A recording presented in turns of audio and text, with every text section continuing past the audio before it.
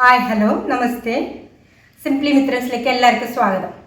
അപ്പോൾ നമ്മൾ ഇന്ന് ടിപ്പിക്കൽ കർണാടക സ്റ്റൈൽ ഒരു നെല്ലിക്കായ് തൊക്കു ഉണ്ടാക്കാൻ വേണ്ടിയിട്ട് പുറപ്പെട്ടിരിക്കുകയാണ്. അപ്പോൾ ഈ തൊക്കു എന്ന് പറയുന്ന സംഭവം ഒരുപാട് കാലം ഫ്രിഡ്ജിലൊന്നും വെക്കാണ്ട് പുറത്തന്നെ സൂക്ഷിക്കാൻ പറ്റുന്ന ഒരു വിഭവമാണ്. വയറിന് ഏറ്റവും നല്ലൊരു മരുന്നും കൂടിയാണ്. ഇത് നമുക്ക് ചോറിൻ്റെ കൂടെ കഴിക്കാം, അതുപോലെ ചപ്പാത്തി, ബ്രെഡ്, ദോശ എല്ലാത്തിൻ്റെ കൂടെ അനുയോജ്യമായ ഒരു വിഭവമാണ്. അപ്പോൾ നമുക്കിന്ന് നെല്ലിക്ക തൊക്ക് ഉണ്ടാക്കാം. തൊക്കിന് വേണ്ടി ഞാനിവിടെ 1 കിലോൻ്റെ അത്ര നെല്ലിക്ക എടുത്തിട്ടുണ്ട്. മസാലയ്ക്ക് വേണ്ടിയിട്ട് ഒരു 10-15 മുളക് എടുത്തിട്ടുണ്ട്. അപ്പോൾ വള്ളിമുളകും ഉണ്ടമുളകും ഒരുപോലെയാണ് എടുത്തിരിക്കുന്നത്. കൂടെ 1 സ്പൂൺ ഉലുവ, പിന്നെ ഒരു നെല്ലിക്ക വലുപ്പത്തിൽ കായം, പിന്നെ ഇത് കല്ലുപ്പാണ്. എപ്പോഴും അച്ചാറും അതുപോലെ ഒരുപാട് സമയം വെക്കുന്ന സംഭവങ്ങൾ ഉണ്ടാക്കുമ്പോൾ പൊടിപ്പിനേക്കാൾ എപ്പോഴും കല്ലുപ്പാണ് ഇട്ട് വെക്കേണ്ടത്. ഇതൊരു ടിപ്സാണ്. നിങ്ങൾക്ക് ഭാവിയിൽ നിങ്ങൾ അച്ചാറും ഇതുപോലത്തെ കാര്യങ്ങൾ ഉണ്ടാക്കുമ്പോൾ മറക്കാതെ ഈ ടിപ്സ് പ്രയോഗിക്കാം. പിന്നെ ഇവിടെ ശർക്കര എടുത്തിട്ടുണ്ട്. 200 ഗ്രാം ശർക്കരയാണ് 1 കിലോ നെല്ലിക്കയ്ക്ക് ഞാനിവിടെ എടുത്തിട്ടുള്ളത്. പിന്നെ ഇത് വറുക്കാൻ വേണ്ടുന്ന കാര്യങ്ങളാണ്. അപ്പോൾ ഇതിന് കുറച്ച് എണ്ണ കൂടുതലാണ്. എണ്ണയാണ് ഇതിൻ്റെ പ്രിസർവേറ്റീവായിട്ട് വർക്ക് ചെയ്യുന്നത്. അപ്പോൾ ഞാനിവിടെ ഒരു 100 ml തേങ്ങ എണ്ണയാണ് എടുത്തത്. അപ്പോൾ എള്ളെണ്ണയും ഇത് നല്ല അനുയോജ്യമാണ്. നിങ്ങൾക്ക് എള്ളെണ്ണ ഇഷ്ടമാണെങ്കിൽ എള്ളെണ്ണ തീർച്ചയായും ഉപയോഗിക്കാം. കൂടെ 1 സ്പൂൺ കടുകും, പിന്നെ 2 വറ്റൽമുളക്, പിന്നെ 4 തണ്ട് കറിവേപ്പിലും കൂടി എടുത്തിട്ടുണ്ട്. അപ്പോൾ നമുക്ക് ആദ്യം ഈ നെല്ലിക്കൻ്റെ കുരു എടുക്കേണ്ടതുണ്ട്. അപ്പോൾ ഒരു 5 മിനിറ്റ് ആവി കയറ്റിയാൽ പെട്ടെന്ന് കുരു എടുക്കാൻ പറ്റും. അപ്പോൾ നമുക്കിത് ആദ്യം ഒന്ന് ആവി കയറ്റാൻ വെക്കാം. കയറ്റാൻ അടുപ്പിൽ വെള്ളം വെച്ചിട്ടുണ്ട്, തിളച്ച് തുടങ്ങി. നമുക്ക് ഈ പാത്രം ഇതിലോട്ട് കയറ്റി വെക്കാം, മൂടി വെക്കാം. 5 മിനിറ്റ് ആവി കയറിയാൽ മതിയാവും. ജസ്റ്റ് ഒന്ന് കുരു എടുക്കാൻ പറ്റുന്ന പാകത്തിൽ ആയാൽ മതി, അധികം വേവണമെന്നില്ല. അപ്പോൾ നെല്ലിക്ക ആവി കയറുന്ന സമയം കൊണ്ട് നമുക്കിതിന് വേണ്ട മസാല റെഡിയാക്കി എടുക്കാം. അപ്പോൾ അതിന് വേണ്ടി നേരത്തെ മാറ്റി വെച്ച എണ്ണയിൽ നിന്ന് കുറേശ്ശെ ഒഴിച്ച് കൊടുക്കാം, കുറേയൊന്നും വേണ്ട.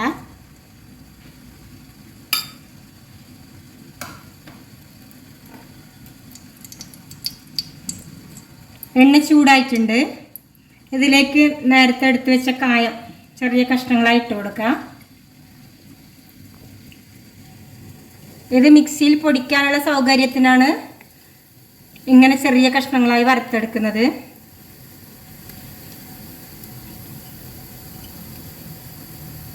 അപ്പോൾ കായം നല്ല ചൂടായിട്ടുണ്ട്, മണം വരുന്നുണ്ട്.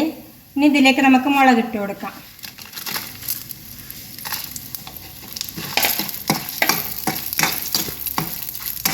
വള്ളിമുളക് നിറത്തിനും രുചിക്കുവാണെങ്കിൽ ഉരുണ്ടമുളക് അതിൻ്റെ എരിവിന് വേണ്ടിയാണ് ചേർത്ത് കൊടുക്കുന്നത്. അപ്പോൾ ഏതെങ്കിലും ഒരു മുളക് മാത്രം ചേർത്താൽ ടേസ്റ്റ് നല്ല രീതിയിൽ വരില്ല. അപ്പോൾ 2 രീതിയിൽ മുളക് ഉപയോഗിക്കണം. മുളക് ചൂടായിട്ടുണ്ട്. ഇനി നമുക്കിതിലേക്ക് ഉലുവ ഇട്ട് കൊടുക്കാം. മുളകെല്ലാം സൈഡിലേക്ക് മാറ്റി കൊടുക്കാം.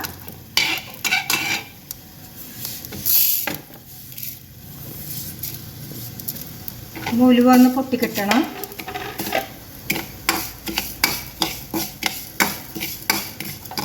ഉലുവെല്ലാം പൊട്ടിയിട്ടുണ്ട്. ഇനി നമുക്കിത് തണുത്ത ശേഷം കല്ലുപ്പും കൂട്ടി മിക്സിൻ്റെ ജാറിൽ ഒന്ന് പൊടിച്ചെടുക്കാം. തണുക്കട്ടെ. ഉപ്പിട്ട് കൊടുക്കാം. അപ്പോൾ മസാലക്കൂട്ടി പൊടിച്ചെടുത്തിട്ടുണ്ട്. നമുക്കിത് മാറ്റി വെക്കാം. അപ്പോൾ നമ്മുടെ നെല്ലിക്കട റെഡി ആയിട്ടുണ്ട്. ആവിയെല്ലാം കയറിയിട്ട് ഒന്നമർന്ന് കിട്ടിയാൽ മതി. ഇനി നമുക്കിതിൻ്റെ കുരുവെല്ലാം മാറ്റിയെടുക്കാം. അധികം വേവേണ്ടതില്ല, അമർന്ന് കിട്ടിയാൽ മതി. അപ്പോൾ നമുക്ക് ഇതിൻ്റെ കുരു നീക്കിയെടുക്കാം. എളുപ്പത്തിൽ കിട്ടും ഇങ്ങനെ ആവി കയറ്റിയാൽ.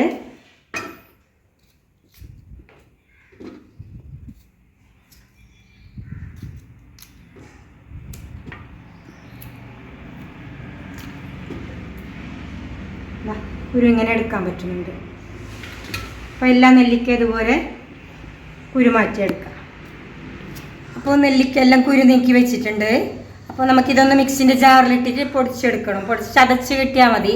അപ്പോൾ നിങ്ങൾ മാങ്ങയാണ് ഇങ്ങനെ ചെയ്യുന്നതെങ്കിൽ മാങ്ങ തൊക്കും നല്ല ടേസ്റ്റാണ്. മാങ്ങ അങ്ങനെ വേവിച്ചെടുക്കേണ്ട ആവശ്യമില്ല. മാങ്ങേനെ ചെറുതായി ചീക്കിയെടുത്താൽ മതി. അപ്പോൾ മിക്സി ജാറിൽ ഇടേണ്ട, വേവിക്കുകയും വേണ്ട.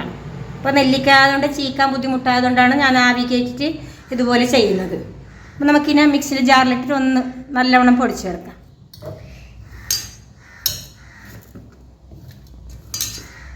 അപ്പോൾ നെല്ലിക്ക മിക്സിയിലിട്ടിട്ട് നല്ലവണ്ണം പൊടിച്ചെടുത്തിട്ടുണ്ട്. ഒട്ടും തരിയിലാണ്ട് പൊടിച്ചെടുക്കണം. ഈ സമയം കൊണ്ട് അടുപ്പിൽ ചട്ടി ചൂടായിട്ടുണ്ട്. നമുക്ക് നേരത്തെ മാറ്റി വെച്ച 100 ml തേങ്ങെണ്ണ മുഴുവൻ ഒഴിച്ചു കൊടുക്കാം.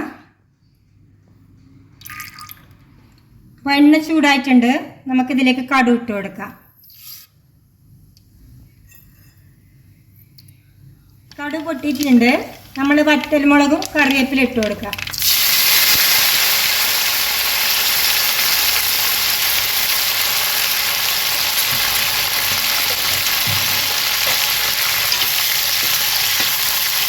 അപ്പോൾ കടും കറിവേപ്പിലയും മുളകും നല്ലോണം മൂത്ത് വന്നിട്ടുണ്ട്. ഇനി നമുക്ക് ഇതിലോട്ട് നേരത്തെ പൊടിച്ചു വെച്ച നെല്ലിക്ക ഇട്ട് കൊടുക്കാം.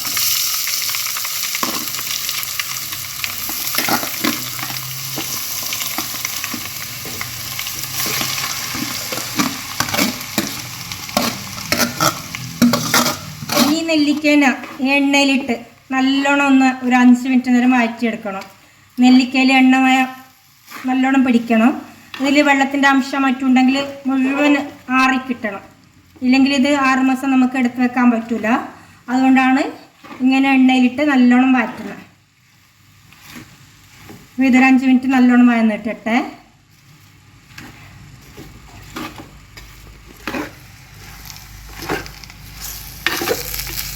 അപ്പോൾ 5 മിനിറ്റ് കഴിഞ്ഞിട്ടുണ്ട്. നിങ്ങൾക്ക് കണ്ടാൽ മനസ്സിലാവും ഇതിൻ്റെ നിറം കുറച്ച് മാറിക്കിട്ടിട്ടുണ്ട്. അതുപോലെ തന്നെ നല്ലൊരു ഇതിൽ വറുത്തിട്ടതിൻ്റെ മണവും നെല്ലിക്കൻ്റെ മണം ചേർത്തിട്ട് നല്ലൊരു മണം വരുന്നുണ്ട്. ഈ സമയം കൊണ്ട് നമുക്ക് നേരത്തെ പൊടിച്ച് വെച്ച ശർക്കര ഇതിലോട്ട് ചേർത്ത് കൊടുക്കാം. ശർക്കര ചേർക്കുന്നുണ്ട്.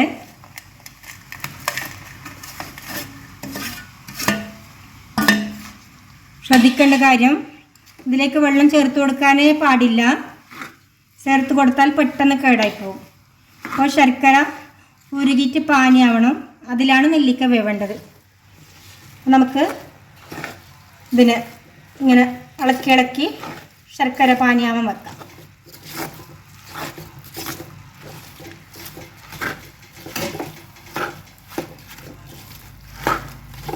അപ്പോൾ ശർക്കര നല്ലോണം ഒഴുകി വന്നിട്ടുണ്ട്. നിങ്ങൾക്ക് കാണാം വെള്ളമയം വന്നിട്ടുണ്ട്. അപ്പോൾ ഇനിയിപ്പോൾ ഒരു 10 മിനിറ്റ് സമയം ചെറിയ തീയിൽ നമുക്ക് ഇതിനെ അടച്ച് വെക്കേണ്ടതുണ്ട്.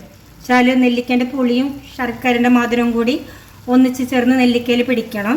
അപ്പോൾ ഒരു 5-10 മിനിറ്റ് നമുക്കിത് ചെറിയ തീയിൽ മൂടി വെച്ച് വേവിക്കാം.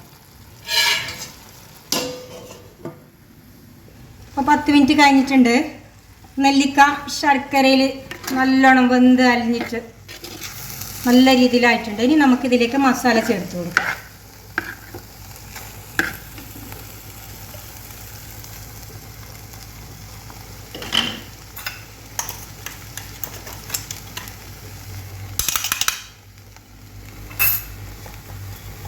മസാല ഇട്ടിട്ടുണ്ട്. ഇനി നമുക്കിതൊന്ന് നല്ലോണം ഇളക്കി കൊടുക്കണം. ഒരു 5 മിനിറ്റ് സമയം മസാലയിൽ ഇളക്കി ഇളക്കി എത്തിച്ചു കൊടുക്കണം.